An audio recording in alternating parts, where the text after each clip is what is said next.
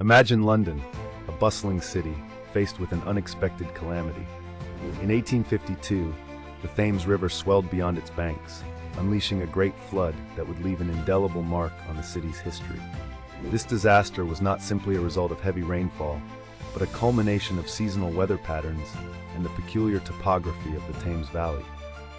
As the river surged, several areas of London were submerged, disrupting everyday life and transforming the landscape. The floodwaters invaded homes, shops, and essential infrastructure, forcing thousands to evacuate. The sound of rushing water replaced the usual city noise, with boats navigating through streets usually crowded with pedestrians. The aftermath revealed the vulnerability of urban planning against nature's fury.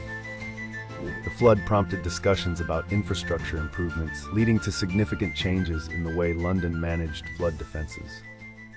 This event, while lesser known compared to other natural disasters, illustrates the powerful interplay between human habitation and the natural environment.